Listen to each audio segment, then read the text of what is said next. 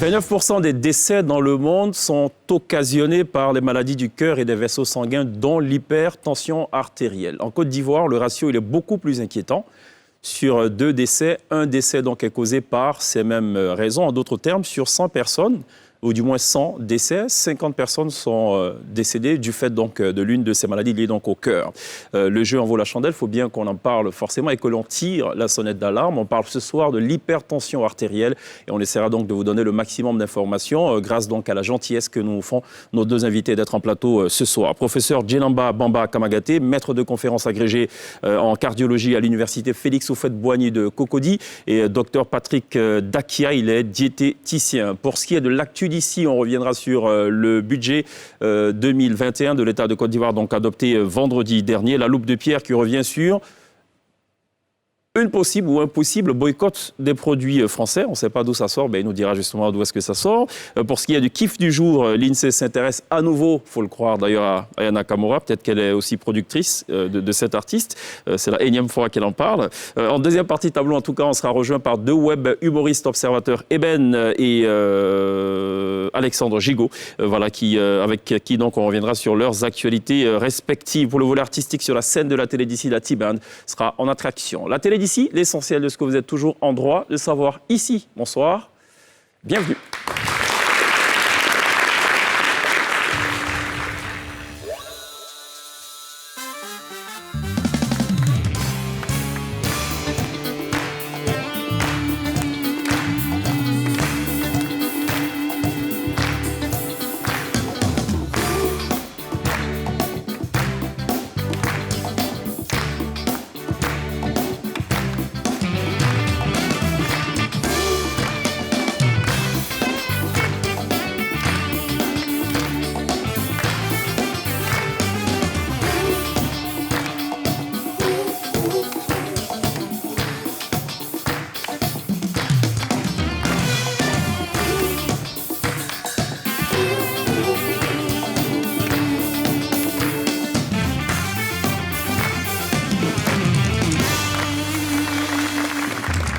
Toujours très bien de nous rejoindre dans la télé d'ici sur NCI pour Télévivre la Côte d'Ivoire dans tout ce qu'elle comporte d'intéressant. On va parler ce soir d'un sujet triste certes mais intéressant qui vous intéresse forcément.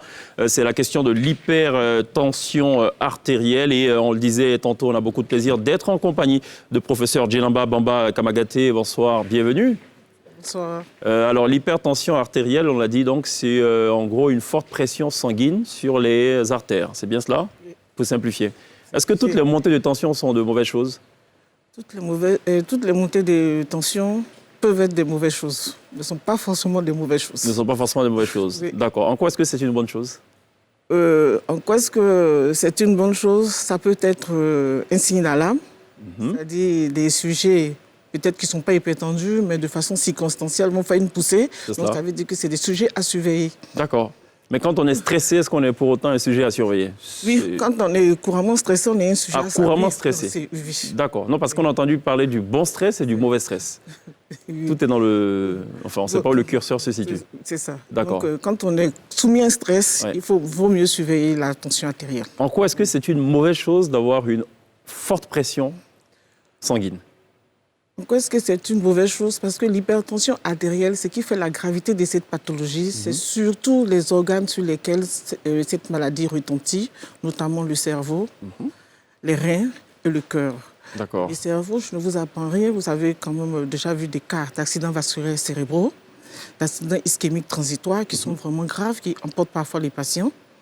Au niveau cardiaque, bien sûr, le patient peut faire, à cause du retentissement de l'hypertension artérielle, faire une insuffisance cardiaque, une forme grave, l'œdème aigu du poumon, faire, bien sûr, ce qu'on appelle classiquement la crise cardiaque, dans sa forme l'angine de poitrine, et dans sa forme grave, l'infarctus du myocarde. D'accord.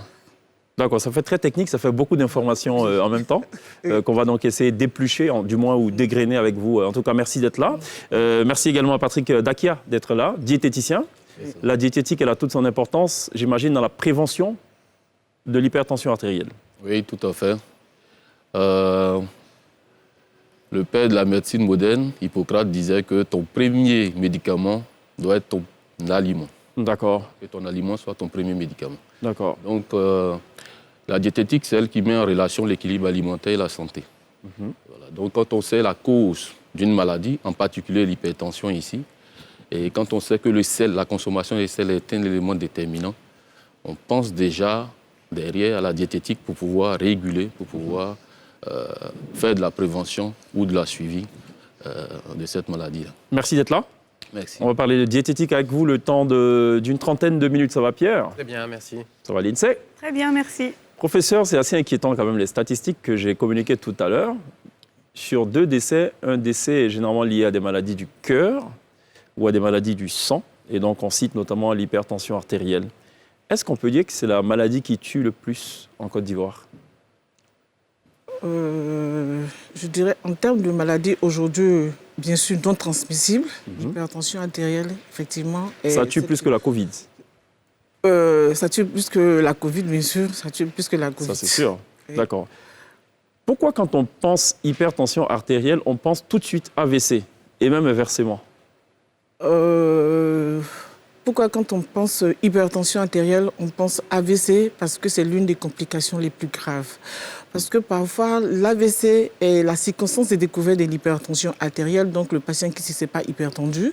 Et quand il fait au deux-coups d'une poussée, il fait bien sûr un accident vasculaire cérébral et parfois on n'arrive pas à les récupérer. Donc c'est cette hantise-là, je pense, qui fait que dès qu'on voit hypertension artérielle, on voit l'accident vasculaire cérébral à côté. Et même quand on fait un accident vasculaire cérébral, bien sûr, quand on arrive à s'en sortir, bien sûr, il y a les séquelles, les déficits neurologiques qui peuvent accompagner, qui font que le patient devient quand même un poids pour la famille et l'entourage. Donc, je pense que c'est toutes ces considérations qui font que quand on voit hypertension artérielle, on voit l'AVC où le sujet n'est plus autonome. D'accord. Est-ce que c'est possible de détecter un sujet victime d'hypertension artérielle sans même passer par le médecin? Est-ce que ça se détecte tout de suite, à vue d'œil, que quelqu'un est hypertendu ou pas? Pour quelqu'un qui est pas... Non, non. C'est pas possible. Donc, il faut aller chez le médecin, il faut se faire dépister. Il faut forcément la prise de la pression artérielle qui peut nous dire que le patient est hypertendu. Absolument. Avant de passer à Lindsay et Pierre, j'ai une autre question pas très intelligente. Enfin, je suis coutumier du fait aussi. Qu'est-ce qui cause l'hypertension artérielle? Où est-ce qu'on est avec? Ou est-ce qu'il y a des facteurs qui provoquent cela? Il y a effectivement l'hypertension artérielle. Dans 95% des cas, on parle de cause essentielle, il n'y a pas de cause. Ah, il n'y a pas de cause? Il n'y a pas de cause, on se réveille un matin, on se retrouve hypertendu. D'accord, donc elle n'est pas si idiote que ça, cette question, finalement. Voilà. OK. Et dans 5% des cas, il y a des causes. D'accord. Il y a des causes, notamment les maladies rénales, qui peuvent entraîner une hypertension artérielle, l'hypersécrétion de certaines hormones, notamment le cortisol, l'aldostérone, l'adrénaline, des hormones qui sont sécrétées par les glandes surrénales qui peuvent entraîner une hypertension artérielle. Il y a également, bien sûr, certains toxiques, notamment, bien sûr, la prise de cocaïne. D'accord. Se voir. L'alcool aussi? L'alcool aussi. La réglisse même contenue dans le bonbon pecto, mais là, c'est vraiment les grands consommateurs de bonbon pecto. Ça va pas faire plaisir à ceux qui consomment le bonbon pecto. Oui, grands consommateurs de bonbon pecto, je le dis. Et il y a aussi certains médicaments. Certains médicaments qu'on utilise quand même couramment, notamment les anti-inflammatoires non stéroïdiens, les corticoïdes, effectivement, qui peuvent vraiment favoriser la survenue d'hypertension artérielle. Les ostroprogestatifs, c'est-à-dire les pilules que les dames utilisent, également peuvent entraîner. De quelles pilules on parle?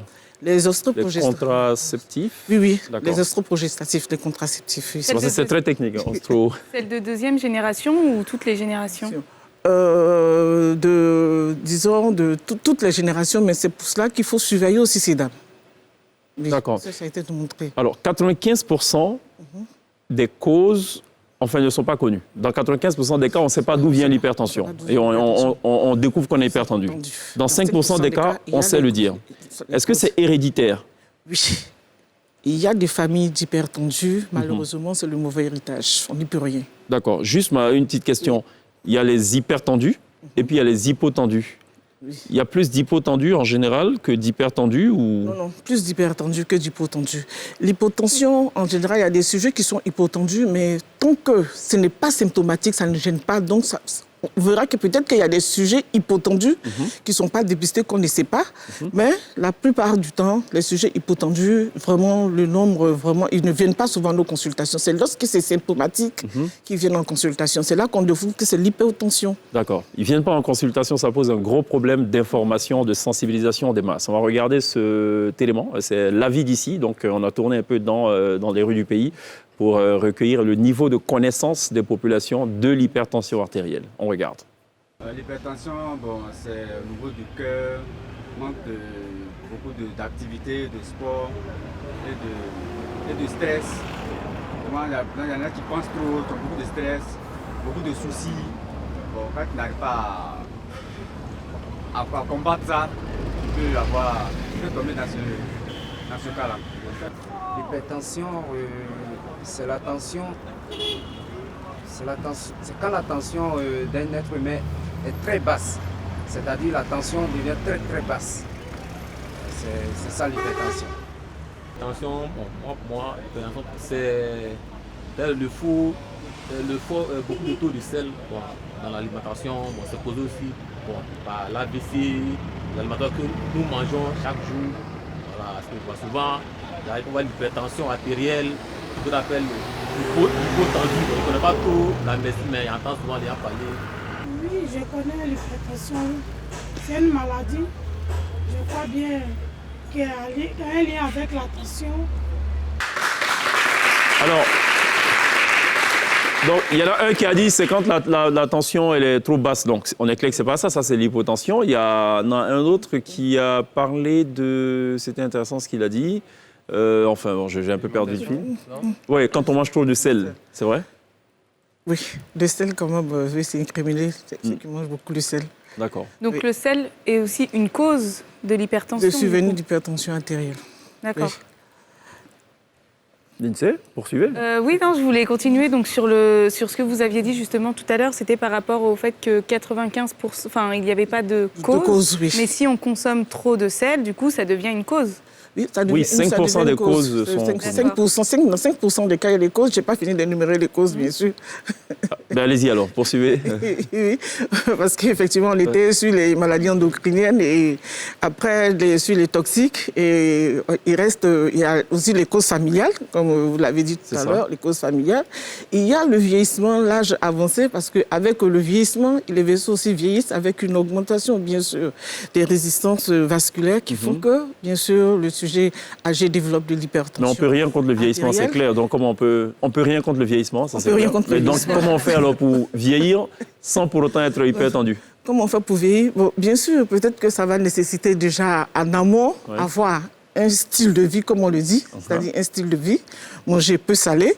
Je pense que le docteur va vous entretenir là-dessus. C'est très intéressant ce que vous dites. Oui, Quand vous dites en amont, ça veut dire qu'en fait, il faut préparer. Il faut préparer, oui. Très jeune, il faut préparer son troisième âge.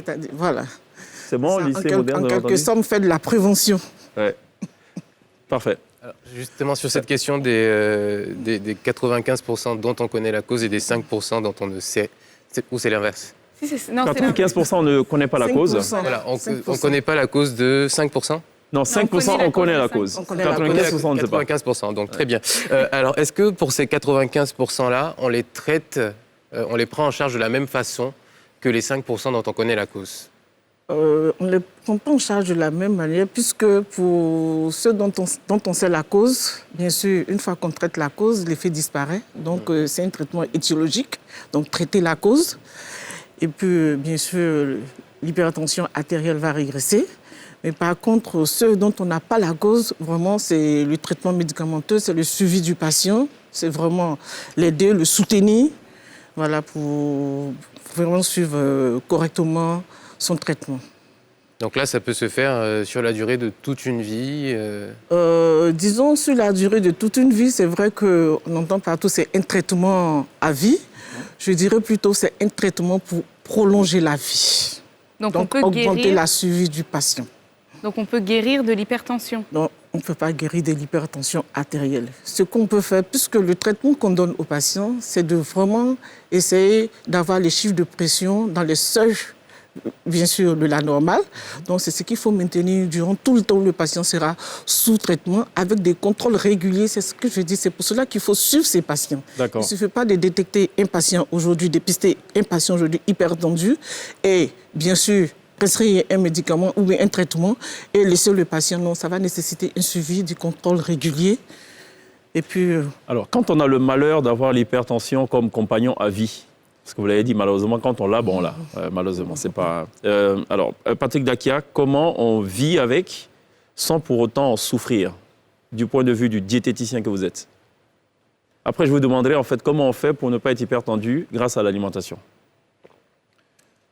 Quand vous avez l'hypertension, lorsque l'hypertension est détectée, on peut, dans un premier temps, vous adresser à un diététicien pour une prise en charge.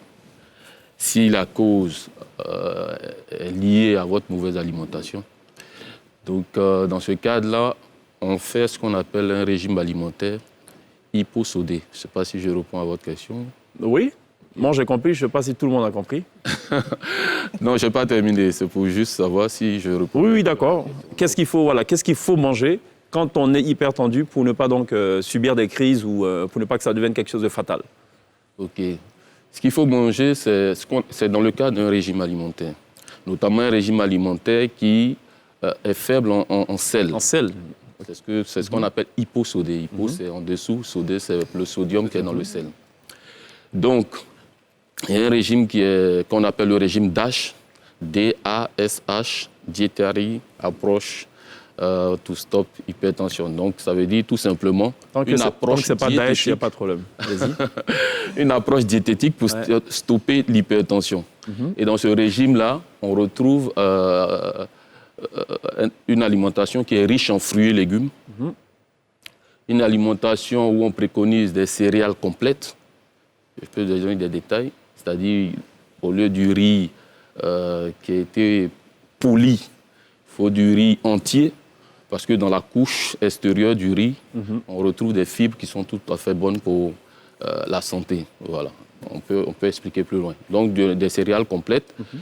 On préconise des protéines maigres. Protéines maigres, ça veut dire simplement une viande où on ne trouve pas du mauvais gras, tels que la viande de volaille, la viande blanche, du poisson. Il faut éviter la viande rouge, peut-être? Ou ça dépend? De la viande grasse. C'est-à-dire que la viande rouge, parce qu'elle contiendrait de la mauvaise graisse, en fait. Voilà. Mais si vous avez la partie où il n'y a pas de mauvaise graisse, ou bien de graisse saturée, je pense qu'on peut consommer ça. Ensuite, des légumineuses qui contiennent aussi des bonnes protéines. Les légumineuses, c'est les soja, les haricots. Voilà un peu. Comment on évite? Comment on se nourrit pour ne pas être victime d'hypertension artérielle ou pour ne pas être un hypertendu plus tard? Mais il faut à la base avoir une alimentation équilibrée, une alimentation saine.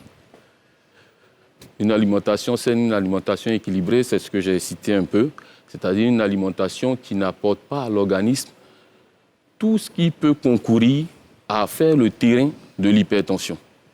Donc, ça m'oblige un peu à vous expliquer un peu le mécanisme du sel, par exemple, quand je vais demander qu'on régule le sel. C'est-à-dire que quand vous apportez beaucoup de sel à votre organisme, le sel va jusqu'à se loger dans les parois des vaisseaux, et puis ces parois-là s'épaississent ou gonflent, pour pouvoir comprendre. Donc, le tuyau, finalement, à l'intérieur, rétrécit. Et donc, pression... Le sang ne circule pas comme il devrait circuler. Et il circule à l'image d'un tuyau d'arrosage. Quand vous êtes dans le jardin, que vous ouvrez, sans pression, ça coule tout. C'est ça. Normalement. Mais quand vous faites la pression, vous voyez que le jet d'eau sort à grande vitesse. Donc ici, lorsque l'intérieur, c'est-à-dire le diamètre intérieur se rétrécit, la pression augmente. Donc si le sel rentre dans la paroi, c'est comme un cylindre, imaginez un cylindre, un tuyau rentre dans la paroi, ce sel-là a tendance à attirer de l'eau et donc la paroi s'épaissit et donc l'intérieur du tuyau devient un peu plus petit. Donc du coup, il y a une hypertension, c'est-à-dire une pression plus élevée du sang sur les parois des artères. D'accord.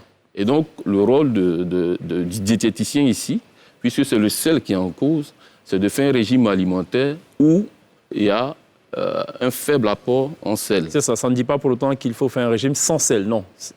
Il faut la bonne dose de sel.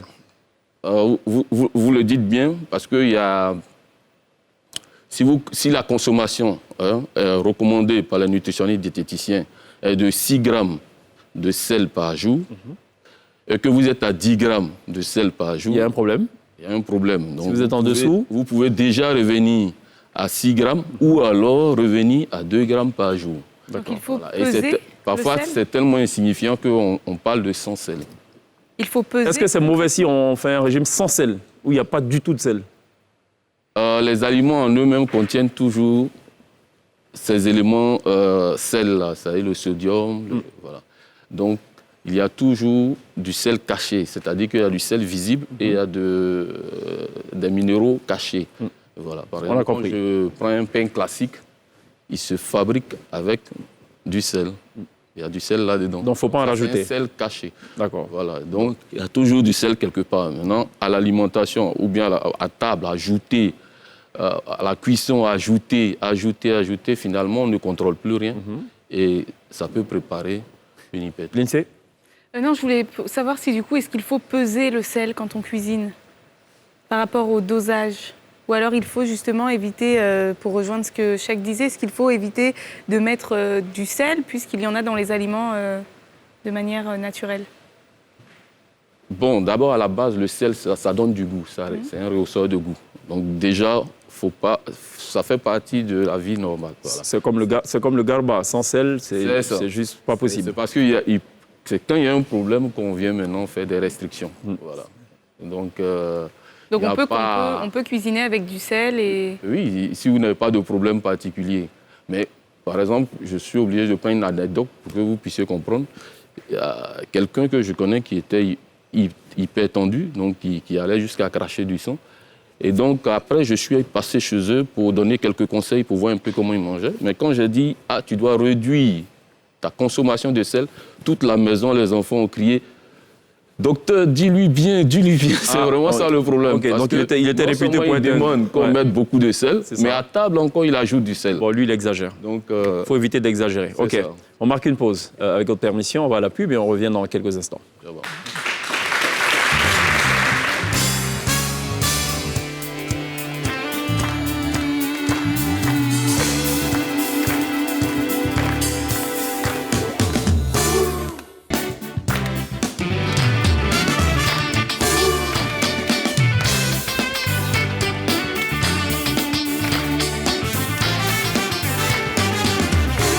Vous faites toujours très bien de nous rejoindre dans la télé d'ici sur NCI du lundi au vendredi dès 18h40. Nous abordons avec votre gentillesse et votre présence des sujets qui vous intéressent. On marque une pause. On parlait juste avant la pub d'hypertension artérielle. On va un peu parler de ce qui constitue ici l'actualité majeure. C'est évidemment l'adoption du budget de l'État. Le projet de loi de finances pour l'année 2021 a été adopté tard dans la nuit de vendredi par la Commission des affaires économiques et financières de l'Assemblée nationale après 4 jours de travaux intenses. Le projet de budget 2021 et son index ont donc été adoptés à l'unanimité par les députés. Deuxième budget élaboré sous la forme d'un budget programme. Ce projet de budget s'équilibre en ressources et en charges à 8 398,9 milliards de francs CFA et est structuré en 35 dotations et 149 programmes budgétaires logés au sein des institutions et ministères. Il permettra, ce budget-là, au gouvernement de mettre en œuvre sa politique de développement économique et social. L'étape suivante pour la validation de ce projet de budget 2021, c'est bien la deuxième chambre du Parlement, à savoir le Sénat, qui siège, rappelons-le, à Yamoussoukro, la capitale politique. Sans transition aucune, on se tourne vers Pierre pour la loupe. Pierre qui revient donc sur un sujet donc lié au boycott des produits français. On va le découvrir juste après le jingle. Alors, elle m'a peut-être échappé cette information. Vous allez nous en dire un peu plus, Pierre. Oui, mais si vous permettez, on va faire un petit break concernant une chronique qui a été faite mercredi dernier et qui concernait la rencontre du bureau politique du RHDP. Je suis tenu par l'éthique de le faire. Karim Ouattara avait exposé la vision du président à l'horizon 2030. Ça nous semblait confus, on a cherché à vérifier en se procurant une déclaration de Patrick Hachi qui a rédigé ce programme. Et il se trouve que cette déclaration n'était pas complète et que les points qu'il a exposés faisaient bien partie de ce programme. Donc à mon initiative personnelle, je tenais à lui adresser mes excuses. Pour en revenir donc à notre chronique, après la lettre de félicitations d'Emmanuel Macron et plus récemment son interview dans l'hebdomadaire Jeune Afrique sur la situation en Afrique et en Côte d'Ivoire en particulier, et un soutien au président élu, on a pu voir sur les réseaux sociaux se relayer un appel au boycott des produits français qui viendrait donc comme une espèce de sanction à cette prise de position qui fait ressurgir, selon de nombreuses personnes, les démons de la France-Afrique qui serait le véritable problème à résoudre. Un combat qui ne peut être gagné que par une pression économique puisque le combat idéologique, lui, semble perdu pour certains. Le sens du mot boycott, il est connu. Il s'agit donc de refuser de consommer ou d'importer des produits d'une société ou d'un pays en particulier. Mais quelle est son origine Eh bien, il est inspiré du nom de Charles Cunningham Boycott qui a vécu entre 1832 et 1897. Il était l'intendant d'un riche propriétaire terrien d'Irlande de l'Ouest et le comte d'Erne. Il traitait mal ses fermiers du comte de Maillot. En signe de mécontentement, personne n'acceptait de travailler pour lui, de lui vendre des produits, une situation qui l'a conduit à fuir son propre pays. En 1881, le mot a fait son apparition dans la langue française. On disait alors boycottage. Et enfin, comme les Anglais, on a commencé à dire boycott. Le boycott, c'est considéré comme l'arme des faibles plutôt que des puissants, employé en général au nom du droit, de la justice. Et ce qu'il faut savoir, c'est que ça existait bien avant qu'on l'appelle boycott comme on connaît aujourd'hui. Les anti-esclavagistes anglais ont lancé une campagne en 1790 pour convaincre leurs concitoyens de ne plus acheter de sucre en provenance des Indes occidentales produit par les esclaves. On a quelques exemples célèbres de boycott dans l'histoire. En 1980, les Jeux Olympiques de Moscou sont boycottés par les États-Unis et quelques autres 80 pays pour protester contre l'invasion de l'Afghanistan par l'URSS. Enfin, le boycott des produits des colonies israéliennes, par exemple, depuis juillet 2005, la société civile palestinienne appelle à ce boycott et au désinvestissement, ainsi qu'à des sanctions. On a notamment l'exemple de Gandhi aussi. Alors la force du boycott, ce qu'il faut savoir, qu'elle réside avant tout dans la capacité de communiquer pour les acteurs de l'action. L'appel doit être diffusé le plus largement possible, avoir un réel impact sur le pays ou l'entreprise visée. Et il est d'autant plus efficace si l'entreprise où le pays a de gros frais fixes, par exemple en Côte d'Ivoire. Alors dans ce cas, par exemple, une baisse de 5% de la demande peut parfois baisser le chiffre d'affaires de l'entreprise de plus de moitié. Donc l'appel au boycott peut avoir un énorme impact. Pourquoi les produits français sont la cible ici aujourd'hui ? Tout simplement parce que les investissements français, entre 2012 et 2017, ils ont cru de 8% pour atteindre 2301 millions d'euros. Les exportations françaises sur la période de 2013 à 2017 ont augmenté de 4% et les produits agricoles et les produits des industries alimentaires représentent 32% du volume exporté vers la Côte d'Ivoire. Les équipements mécaniques et matériels électriques 25%, pharmacie, cosmétiques 21% et la chimie 4%. La Côte d'Ivoire est le 50e client de la France et son 23e excédent. Et c'est pour cette raison justement que certains partis de l'opposition appellent à un boycott qui pourrait donc faire plier le gouvernement français sur son soutien à la candidature du président Ouattara. C'était la loupe de Pierre, à retrouver donc tous les jours dans la télé d'ici. Sans transition, on va parler, on revient à nos affaires d'hypertension artérielle. Professeur, c'est quoi les symptômes ? Enfin, on a parlé des symptômes, non, faut qu'on y revienne quand même, sur les symptômes. Les symptômes de l'hypertension artérielle, je peux dire que dans la majorité des cas, c'est des découvertes fortuites, c'est-à-dire au décours d'un bilan de santé ou encore au décours, bien sûr, d'un examen clinique pour une autre pathologie. Donc, raison pour laquelle la prise de la pression artérielle doit faire partie systématiquement de tout examen du praticien. Et est-ce qu'il y a des, signes ? Oui, je viens. Ouais. Il y a des signes. Et effectivement, il y a des signes qui peuvent attirer l'attention, tels que, bien sûr, des céphalées, je dirais des maux de tête, qui sont surtout situés à l'arrière de la tête, qui sont pulsatiles, qui sont inhabituels, qui peuvent attirer l'attention. Il y a des bourdonnements d'oreilles, ou encore des sensations de mouches volantes, des fous visuels, des vertiges, qui doivent attirer l'attention. D'accord. Est-ce qu'il y a des régions où on est plus hypertendu, en Côte d'Ivoire, où on est plus hypertendu que d'autres régions ? Bon, j'avoue que dans une première étude, effectivement, on avait vu que les sudistes avaient plus tendance à développer l'hypertension artérielle par rapport aux nordistes. Et cela serait lié bien sûr à l'habitude alimentaire. Il paraît qu'au nord, on consomme le soumara. Oui, ils mangent moins de sel. On mange moins de sel. Plus de sel. Mais aujourd'hui, avec le changement de comportement, donc la transition épidémiologique, je ne peux pas affirmer à coup sûr que les nordistes seraient moins hypertendus aujourd'hui par rapport au sudistes. Dans tous les cas, il y a eu une rencontre de peuple et au nord, on consomme le sel aussi. Les alimentaires ont changé. Alors Patrick Daki a peut-être un petit mot quand même sur cette histoire de soumara. On parle au sel. Oui. Ça m'amène en même temps à parler un peu des causes alimentaires qui peuvent entraîner... D'accord. Les déficits en nutriments qui peuvent entraîner l'hypertension. Voilà. Donc, qui peut se situer dans les 95% méconnus. Et donc, dans le soumara en particulier, pour commencer par lui, on peut, au niveau de la composition, on trouve qu'il y a beaucoup de potassium. Et donc, le potassium, son rôle, c'est qu'il y a des échanges entre minéraux. Si vous prenez le cas du rein, il excrète du sodium, de l'eau, mais pour que la petite machine tourne, il faut du potassium. Donc plus vous avez du potassium en bonne quantité dans le corps, plus vous excrétez du sodium et de l'eau. Quand il y en a moins, c'est comme si vous mangez beaucoup de sel. C'est pas, vous comprenez un peu la balance. Donc, dans le soumara, puisqu'il y a beaucoup de potassium, on constate que l'apport suffisant de potassium au corps humain entraîne directement la baisse de la tension artérielle.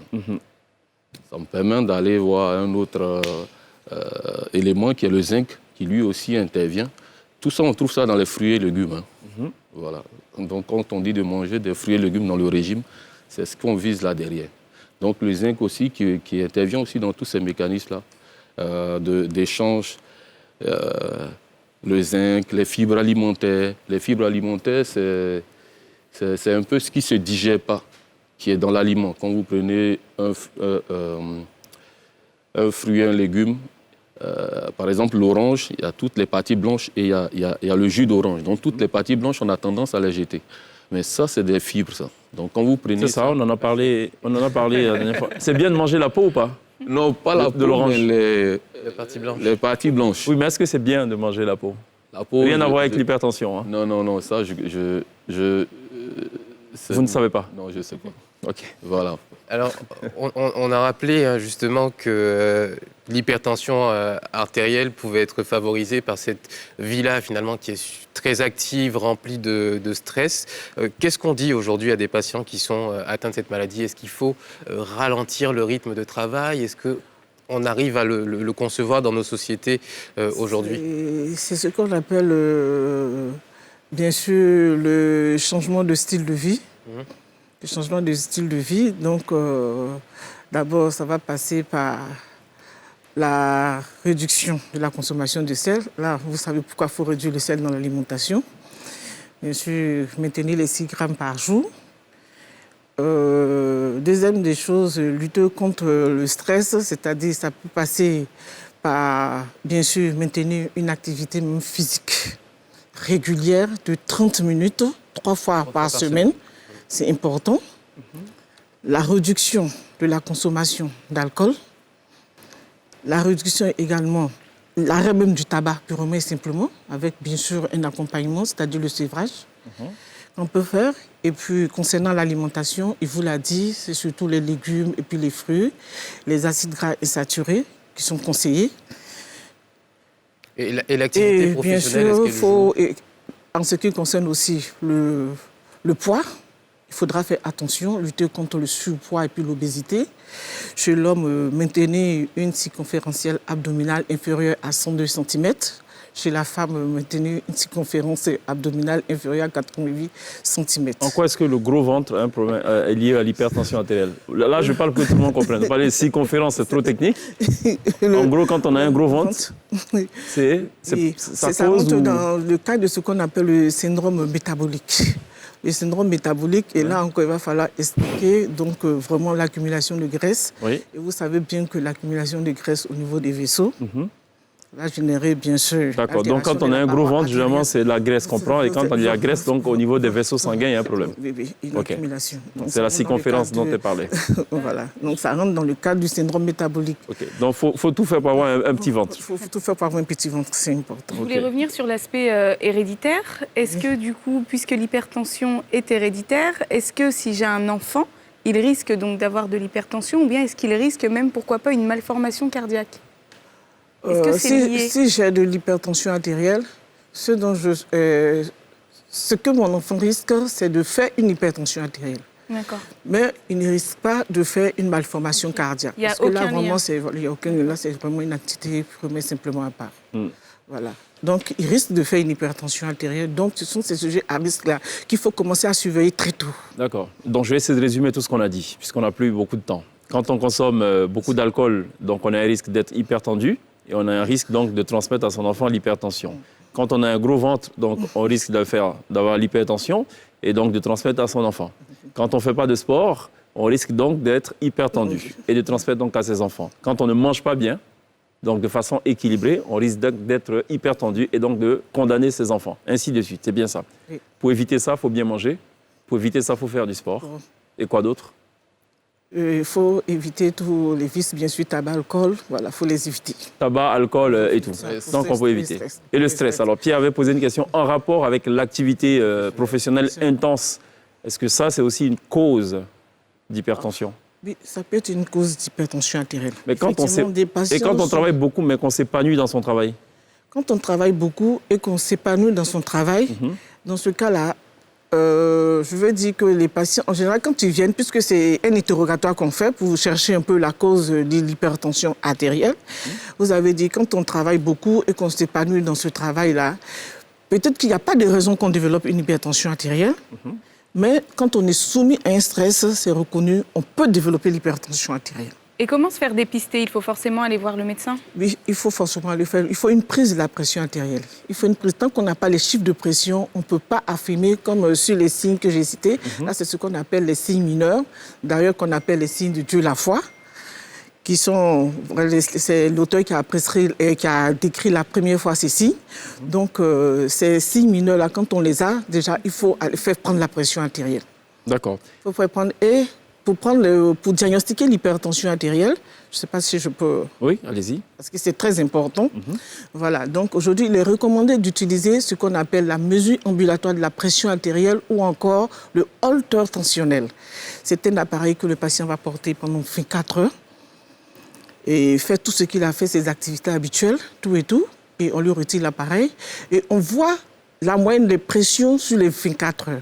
Et lorsque c'est supérieur ou égal à 13,8, on peut parler d'hypertension artérielle. Ou encore l'automesure, c'est le patient même qui va prendre sa pression à la maison. Mais ça va nécessiter quoi? Une information, bien sûr, une éducation du patient. Donc, chez lui à la maison, on lui dit de se reposer pendant au moins 3 minutes.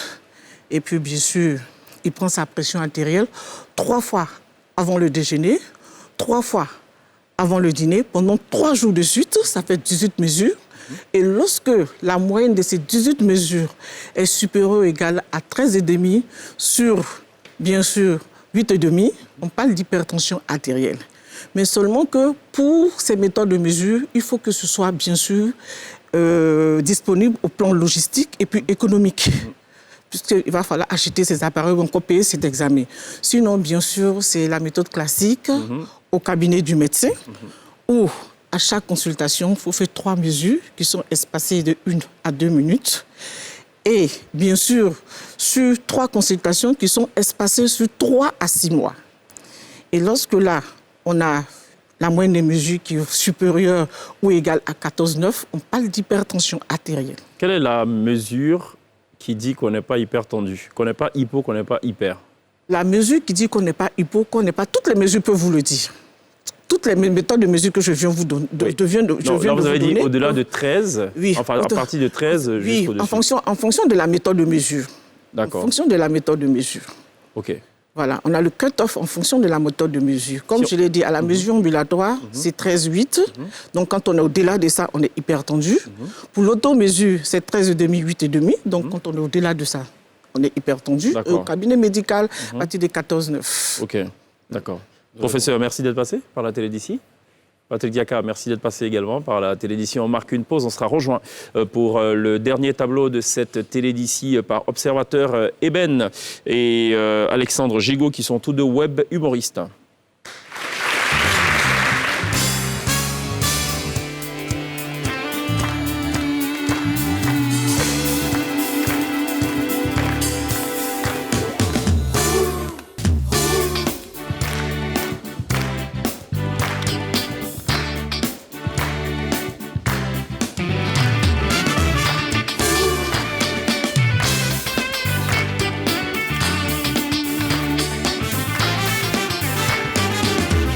Vous faites toujours très bien de nous rejoindre dans la télé d'ici sur NCI pour Télévivre, la Côte d'Ivoire, dans tout ce qu'elle comporte d'intéressant. Et au nombre des choses intéressantes, il y a aussi qu'il y a une nouvelle génération de web humoristes qui ont pignon sur rue. Et on a beaucoup de plaisir d'être en compagnie de Observateur Eben. Ça va? Merci, ça va très bien. D'accord, qu'on ne voit plus sur le plateau télé, mais plutôt sur, qu'on voit essentiellement sur Internet, c'est normal. Oui. Hein? Oui, effectivement. C'est ton télé, c'est ton terreau du moins, c'est là que tu gagnes ton argent. Voilà, que là-bas, Internet. D'accord.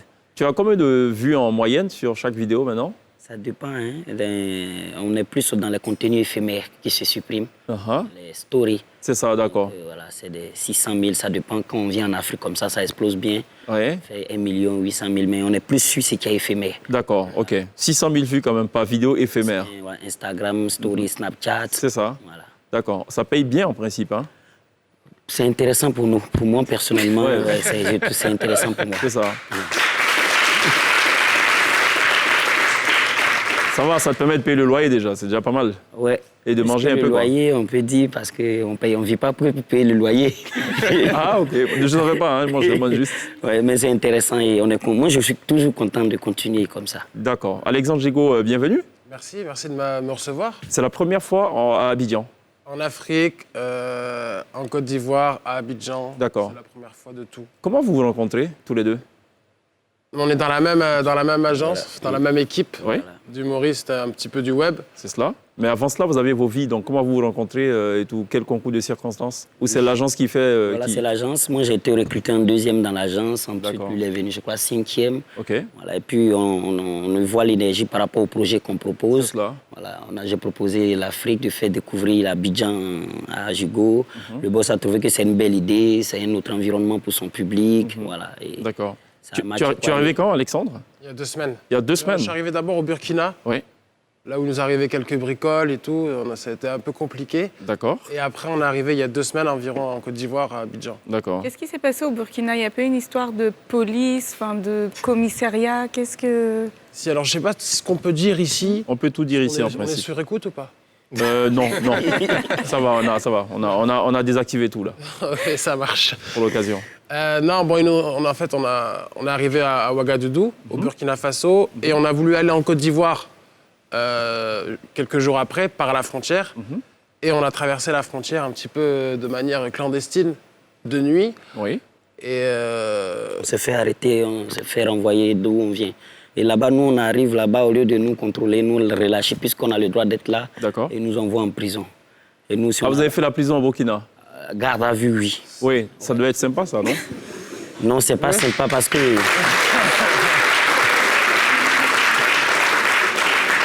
Pourquoi c'est pas sympa? C'est de la découverte aussi. C'est pas sympa parce que moi, en tant que Baoulé, j'ai jamais eu de problème avec l'autorité. Et c'était triste pour moi. Oui. Moi, j'ai trouvé mon comportement triste. Et puis après, c'est vu l'objectif, voilà. Non, j'ai jamais eu. Et vu aussi que je voulais trop enjailler mes fans, peut-être que j'en ai fait trop, et peut-être que je ne devrais pas faire. Non, mais tu as un avantage au moins dans ta vie. Tu pourras dire un jour au moins à quelqu'un que toi, tu as eu le privilège d'être en garde à vue. Privilège. Ce qui n'est pas donné à tout le monde, d'ailleurs, je pense. Papa, t'as fait quoi? Tu pourras le dire à tes enfants et tout. C'est pas donné à tout le monde. Hein, je parie que Pierre... C'est une belle aventure, mais ouais. Non, ça ne vous tenterait pas de... Ouais, si, j'ai déjà fait une garde à vue. Ben voilà. Mais pas pour les mêmes raisons. Ah, ok. Tu peux nous expliquer? Ouais, explique-nous. Bah non, c'était en reportage, on n'avait pas le droit d'être là. Où? Enfin si, on avait le droit d'être là, Ouais. mais on a quand même fini au poste de police, le temps que les choses se règlent. C'était en Centrafrique. Ah, d'accord. Ouais, d'accord. Ouais. Alors, est-ce qu'on peut du coup parler des conditions de garde à vue en Centrafrique et au Burkina pour voir un peu si... Non? Non, je veux savoir si c'est plutôt 5 étoiles. Moi, j'ai fait le deuil de... J'ai fait le deuil de mes Nous, actifs. on a eu la chance, je ne sais pas... Mais voilà, il commence à faire par la chance. Ils ont fait une erreur qui leur a coûté cher, en fait, qui a été fatale dans le dispositif et dans la chronologie des événements. C'est qu'ils nous ont laissé... Ils nous ont laissé nos téléphones. Ils ont laissé nos portables. Et vu que nous, là, ça a joué contre eux parce qu'on a appelé... C'est ça. Et de suite, ça a très tourné en France et en Côte d'Ivoire. Sinon, vous auriez fait, je pense, plus de... C'est combien, ça a duré combien de temps la garde à vue 24 heures. 24 heures, bon, vous auriez peut-être fait une semaine s'il n'y avait pas les téléphones portables. On avait 15 jours de prison. On avait un mandat d'arrêt d'emprisonnement de 15 jours, 3 semaines, je ne sais plus, en prison au Burkina. Oui. Ils sont plutôt accueillants ou pas, les policiers quand vous êtes en garde à vue? Très respectueux. C'est alors, on vous menote, allez-y monsieur, passez par là. Non, non, attention, ne vous blessez pas, c'est ça ou... Non, c'est les endroits qui nous blessaient nous-mêmes, hein, le lieu, les toilettes, tout ça. C'est bien.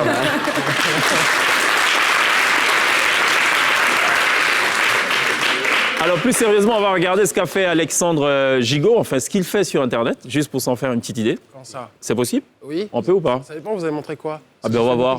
Des fois... On va voir. On va regarder puis on saura. Loïc et Kevin font régner la terreur. Quelque part, dans les périphéries, tout leur appartient. Si vous voulez franchir la porte grise, il faut passer par eux. Aujourd'hui, dans Complément d'enquête, nous retrouvons Eli Yafa, plus connu sous le nom de Booba.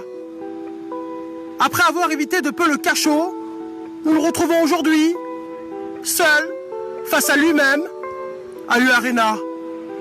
Le 13 octobre aura lieu son grand concert. 40 000 personnes y sont attendues, des pirates. C'est pour cela, en ce moment même, il est au téléphone avec un marabout. Bonsoir. Vous avez déjà dû certainement entendre cette voix, agaçante pour certains, farfelue et cocasse pour d'autres. Depuis quelques mois, Alexandre Gigot explose les compteurs sur Instagram. Mais qui est-il vraiment? Vous connaissez l'artiste, farfelu, cocasse, à tendance schizophrène. Mais connaissez-vous l'homme? Alors donc évidemment ce sont des parodies, parodies de journalistes en France. Dans la parodie de journalistes, les voix off des reportages. Tu trouves que tout le monde a la même voix? Oui. Je trouve qu'il y a un style très précis dans la manière, dans les silences. C'est vrai. Dans la manière de poser les questions. C'est ça. Alors tout à l'heure, l'observateur parlait d'agence. C'est quoi le business de l'agence dans laquelle vous bossez? Équipe Smile, ils nous rassemblent, c'est une grande société, ils vont chercher les marchés, marché de ça, et puis après, selon le profil, Alexandre Gigot qui parle un peu de reportage selon son profil, Renaud, c'est intéressant pour toi. Et qu'est-ce qu'ils en font alors des sketchs que vous produisez? Nous, on est là pour être actifs et rentables en termes de vues parce qu'on a une communauté ambiancée. D'accord. Et comme on ambiance la communauté, on ne mange pas la communauté. C'est cela. Et eux, ils trouvent que c'est quoi on va manger. Si tu as la communauté qui est présente, qui est truc, on te fait manger. Donc, ils gèrent aussi tout ce qui est placement de produits? Tout. D'accord. Ok, très bien. On va regarder ce qu'a fait Observateur Eben et ce qu'il continue de faire d'ailleurs, qui lui permet notamment de régler son loyer. Mais il a dit que ce n'est pas que le loyer dans la vie. Il faut aussi manger. On va construire le loyer là lui-même. Bon, on regarde. Terroristes, ils ont frappé la Côte d'Ivoire. On a fait 2 jours, on a fait nos deuils, on a mis les photos de profil, on a mis les doigts d'honneur, et puis après, on s'en est remis. Bande de branleurs. Je m'appelle Bienvenue. Bienvenue. C'est quoi ton problème? Le problème, j'ai faim. Tu as faim? Oui. Ça, c'est un problème mystiquement grave. C'est grave, hein? Depuis combien de temps tu as cette malédiction? J'ai toujours faim, toujours il y a faim. Toujours il y a faim. Florent, il faut que tu sortes de quoi noter. Et je vais noter avec mon portable. Comme ça, je ne ferai pas de faute. C'est pour voir si t'es fort en orthographe, donc il n'y a pas le droit au téléphone. Donc sors un cahier. Tu as compris ce qu'il a dit là? Oui. Ping-pongé à gauche, ping-pongé à droite. Ils ont commencé à faire kwaku, kwaku, kwaku. Même le président, il a fait kwaku. On était fort, hein? Regarde, petit jonglement. Mais vous voulez m'arrêter, mais moi j'ai mes papiers, demande à la préfecture, si elle est partie, Alors, observateur, tu as un humour Tu as un humour qui est très ivoirien du reste. Et la question que j'ai toujours voulu poser, c'est comment cet humour est accueilli en France notamment, mais aussi dans les autres pays africains. Est-ce qu'ils saisissent de nouveau, ton humour? Voilà. Et le seul truc qu'ils ne comprennent pas, c'est l'accent, parce que j'articule pas beaucoup, mais c'est quelque chose de nouveau pour eux. Et j'ai laissé le temps qu'ils comprennent. Il y en a, ils ne comprennent pas, ils l'envoient à son pote. Et surtout, j'ai les métis, comme on le dit, des gens qui ont vécu en Afrique, qui sont en Europe ou bien qui sont en Europe. Donc, ils aiment bien. Donc, j'ai préféré rester dans mon petit truc là, parce que l'autre ne comprend pas. Ah oui, comment tu as vécu en Afrique, est-ce que tu comprends? Il s'explique un peu. Mais est-ce que ça ne limite pas ton public? Bien sûr, ça limite, mais je veux mieux parler de ce que je maîtrise le plus. Parce que j'ai eu à parler des choses que je ne maîtrisais pas, j'ai vu les conséquences. D'accord. Est-ce que tu te souviens de la première vidéo qui t'a lancée? Oui, la vidéo de la souris. C'est vrai? Oui. On va voir si c'est la même vidéo que nous, on a. On va comparer. Nous sommes ici pour le jugement de cette putain de souris. Accusé, levez-vous. Vous êtes accusé. Vol à l'étalage, destruction de biens publics. Fils de pute, tu m'as niqué Marax.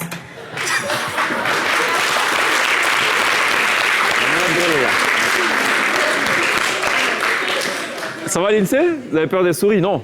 Non, non. Non? Non, non. D'accord. Alexandre, alors, c'est quoi le projet qui vous amène ici?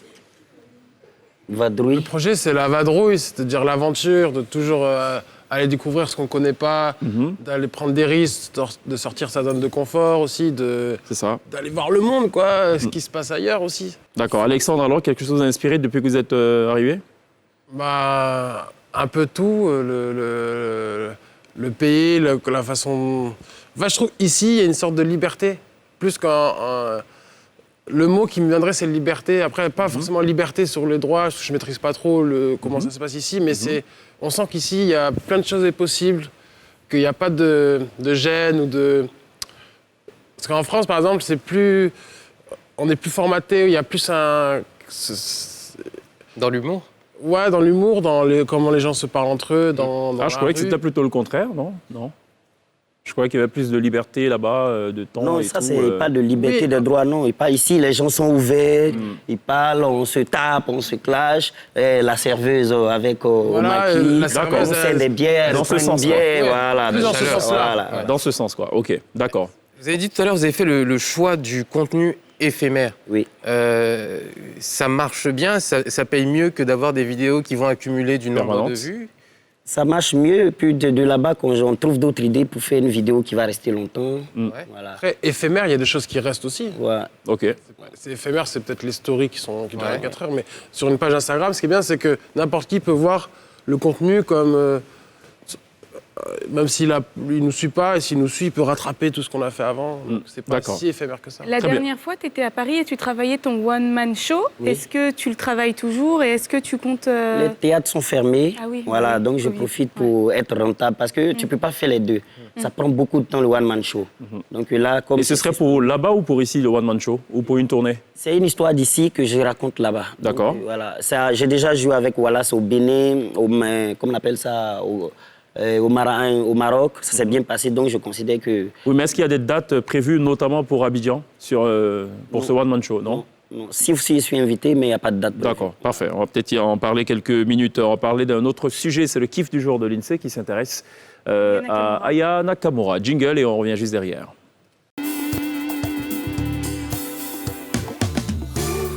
Aujourd'hui, je vous parle encore de Aya Nakamura. Non, je ne la produis pas, c'est juste qu'elle fait partie donc, de l'actualité. Son nouvel album s'appelle Aya. Donc elle vient de battre un tout nouveau record. Son album est sorti il y a 10 jours. Il a été téléchargé plus de 12 millions de fois sur Spotify. Il devient donc le 3e album le plus écouté au monde devant celui du groupe de rock AC/DC. C'est un nouvel album beaucoup plus love, beaucoup plus travaillé. Sa voix est beaucoup plus mélodieuse également. Et puis on retrouve les mêmes codes que d'habitude. Donc de l'amour, de l'assurance et puis un vocabulaire qu'elle installe et qu'elle revendique. Son album s'appelle donc Aya. Il n'y a pas de comportement pour cette fois? Non. D'accord. Merci Lindsay pour ce kiff du jour. On marque une pause. Ce sera la toute dernière pause dans quelques instants live sur la scène de la télé d'ici. La T-Band sera en attraction.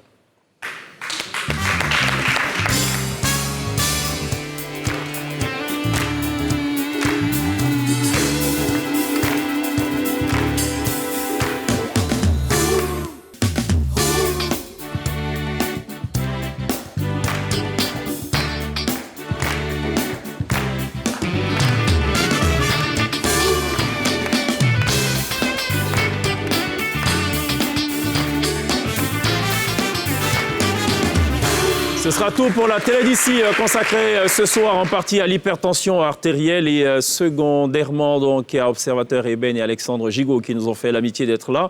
Il y a eu le Burkina, Côte d'Ivoire, next step. Oui. Et vous réfléchissez pour l'instant? Moi, j'ai envie de rester un petit peu. Du coup, il va me voir si je peux rester dans la maison. Il me prête. Et moi, je pars samedi. Lui, il part à Paris. Ah, il part à Paris, d'accord. Donc vous êtes là pour quelques jours encore? Moi, peut-être 10 jours. 10 jours. Et tu vas rester tout seul ou comment? J'ai les codes ici. Il y a les codes, d'accord. J'ai commencé à me familiariser avec la nourriture, les taximans. C'est cela. Je négocie. Ouais. Ok, très bien. Merci Observateur Eben d'être passé. Merci Alexandre Gigot. Vous restez avec nous. On va remercier également les élèves donc, du lycée moderne de Koumassi qui nous ont accompagnés tout au long de cette émission. Et on a une petite surprise en fait pour quelques-uns d'entre eux. Oscar qui va nous remettre peut-être le micro. Alors, ça va, mesdames? Vous m'entendez bien ou pas? Vous n'êtes pas du lycée moderne par contre, c'est ça? Vous êtes d'où? Du groupe locaux. Groupe locaux. Vous êtes étudiante en quelle filière? Communication. Recherches humaines et communication. D'accord, très bien. Bon, ça, c'est une petite surprise pour vous, d'accord? Prenez ça, ok? Un cadeau de la télé ici. On fait quoi? Comment on dit chez vous? Pounédon, c'est ça? Bon, allez. C'est quel nom? Naïté Kadia. Naïté Kadia. C'est la première fois que vous venez à la télé d'ici, c'est ça? D'accord. Vous gardez ça pour votre petit souvenir, ok? Merci. Vous n'êtes pas contente? Non, mais c'est normal parce que vous ne savez pas ce qu'il y a à l'intérieur. C'est normal. C'est vrai. Ça peut être un piège comme la souris de Observateur Eben. Ça va? Quelle classe? Première D. Première D. D'accord. Vous avez combien de moyenne? 13. 13. Sûr? Vous êtes sûr? Qui est de la même classe qu'elle? Il mettra un truc. Elle a eu combien de moyenne? 13? C'est vrai? Sûr? D'accord. Bon, tenez ça. On dit la vérité. Tenez ça. Allez, ça c'est pour vous. Pour remercier d'être passé par la télé d'ici. Ce sera tout pour la télé d'ici. Merci à Pierre, merci à l'INSEE. On vous laisse en compagnie de la T-Band qui reprend ce soir Kali, Tifi, Congo et Slow Slow de Ayo Olasumimbo. On se retrouve demain. D'ici là, take care, la T-Band, right now.